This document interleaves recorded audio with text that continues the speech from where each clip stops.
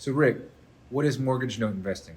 Mortgage note investing. I get asked that question a lot. Mortgage note investing is buying somebody's debt, buying the mortgage on their house. We can buy tons of different kind of debt, whether it's mortgage debt, commercial debt, business debt, auto loans, student loans. But at Paper Stack, we focus on acquiring mortgage debt. The reason I got into this was I was a real estate investor and I was looking for a better and cheaper and faster way to buy real estate. And what I stumbled across was debt.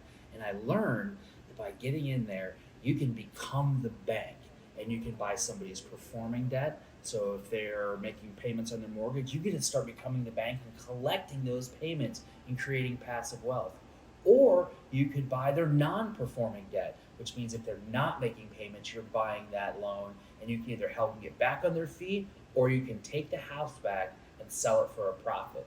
Tons of different things you can do with mortgage debt. I suggest you start investing now.